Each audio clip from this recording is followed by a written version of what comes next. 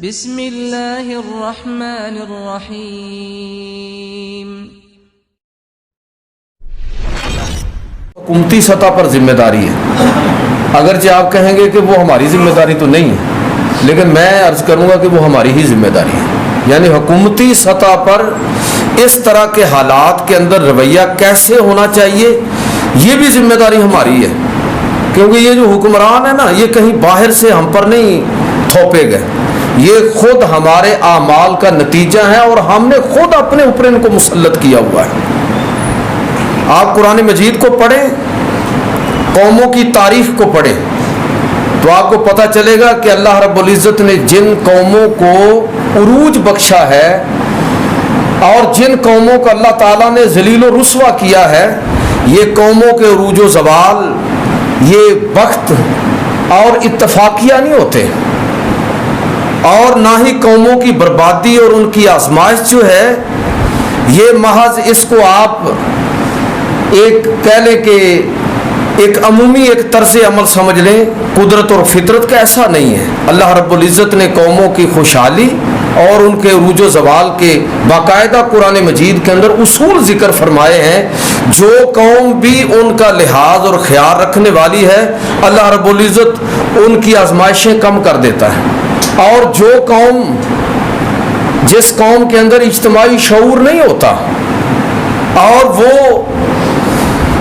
جو جس طرح کا ان کا کردار ہوتا ہے اسی طرح کے وہ حکمران ظاہر ہے وہ منتخب کریں گے، تو اللہ رب العزت پھر اس قوم کو کس طرح آزمائشوں کے اندر مبتلا کرتی ہے، یہ ساری تاریخ ہمارے سامنے بڑھی ہوئی ہے۔ قوم عاد، قوم سمود اور دیگر قوموں کے حالات آپ پڑھیں، سبا کا وہ علاقہ کس طرح تباہ ہوا اور فرائنہ کس طرح تباہ ہوا، مصر اور عراق کی سرزمین کے جو حکمران جن کو فرعون ہم نمرود کہتے ہیں، وہ اور ان کی قومیں کیسے برباد ہوئیں، اور دیگر قوموں کو اللہ تعالیٰ نے جو آزمائش کے اندر ڈالا تو ایسے ہی ڈال دیا ہے، یا جو قومیں خوشحال رہی ہیں تو ایسے ہی رہی ہیں۔ بلکہ آپ اگر قرآن مجید کو پڑھیں تو آپ کو یہ بات سمجھ آئے گی کہ یہ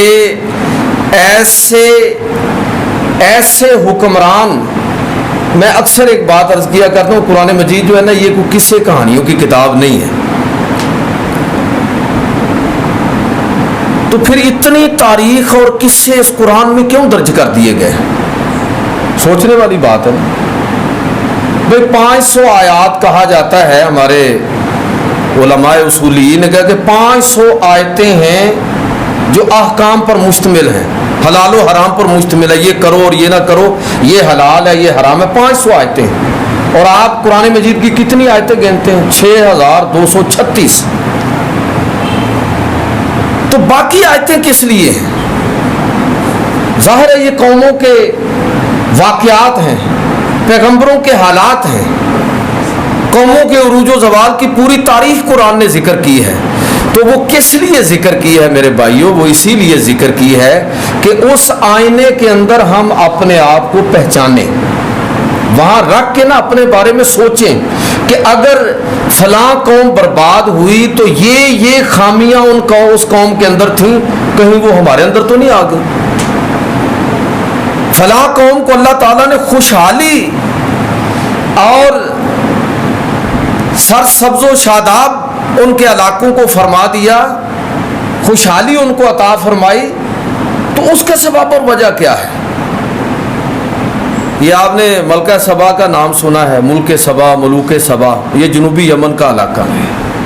قرآن مجید میں اس کی تفصیل آپ کو ملے گی، ملکہ سبا کے حوالے سے چونکہ آپ جانتے ہیں اس لیے میں نے وہ حوالہ دیا۔ یہ سبا اصل میں صورت بھی ہے وہ علاقہ اور وہاں کے بادشاہ جنہوں نے کئی 100 سال تک وہاں پر حکومت کی۔ آپ ان کی تاریخ پڑھیں، آپ کو پتہ چلے گا کہ وہاں کے حکمرانوں کو بسا اوقات کفر کے باوجود، یعنی وہ تباہ ہوئے تو اپنے کفر کی وجہ سے نہیں ہوئے، یعنی صرف کفر کی وجہ سے نہیں ہوئے، اور دیگر بدعمالیاں بھی ان کے اندر آ گئی تھیں۔ ان قوموں کے حکمران لوگوں کے لیے کس طرح سوچتے تھے کہ یہ پورا علاقہ جو یمن اور جنوبی یمن کا علاقہ اس وقت بھی جو ہے وہ کیا ہے، صحرا ہے، اور اسی طرح علاقہ ایسا نہیں ہے کہ جس میں کاشتکاری بھی ممکن ہو. اس دور کے اندر 100 کے قریب چھوٹے چھوٹے ڈیم ان لوگوں نے بنائے, اور ایک بڑا ڈیم جس کو عام طور پر آپ لوگ جانتے ہیں سد مارب کے نام سے. مارب ان کا کیپٹل سٹی ہے یمن کا اس دور میں. سد عربی میں بند کو کہتے ہیں.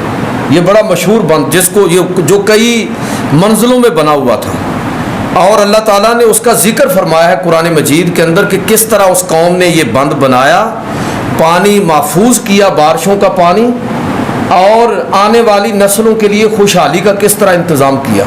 اور اتنی خوشحالی ہوئی کہ ابن کثیر البدایہ و نہایہ کے اندر لکھتے ہیں کہ اگر کوئی عورت خالی ٹوکرا, باغات اتنے پھلدار ہوتے اس پورے بند کے دونوں اطراف میں, شمال اور یمین, کہ اگر کوئی عورت خالی ٹوکرا لے کر جاتی تو باغ سے باہر نکلتے نکلتے خود بخود پھل گر گر کے وہ ٹوکرے بھر جاتے تھے. اتنی خوشحالی تھی. اس کا مطلب یہ ہے کہ جو قومیں اپنے مستقبل کو ایسے حکمرانوں کے حوالے کرتی ہیں یا ایسے حکمرانوں کی تائید میں کھڑی ہوتی ہیں جو ان کے لیے سوچتے ہیں, ان کے لیے کرتے ہیں, تو دنیا کی خوشحالی تو اللہ تعالیٰ کے قانون اور اصول کے مطابق ان کا مقدر ہوتی ہے. میں پھر کہہ رہا ہوں چاہے وہ کافر ہی کیوں نہ ہو. آپ دیکھ رہے ہیں اس وقت بھی یورپ اور مغرب میں آپ کو آج بھی مثالیں نظر آ جائیں گی, مسلمانوں میں بھی اور غیر مسلموں میں, جنہوں نے بھی اس حوالے سے سوچا. چائنا, بیجنگ کہ ریت کے طوفانوں کی زد میں رہنے والا شہر, آج آپ دیکھ لیں کہ کس طرح صحراؤں کو نخلستانوں کے اندر چائنا نے تبدیل کیا ہے. ہواؤں کے رخ بدل گئے, آب و ہوا اور موسم تبدیل ہو گیا.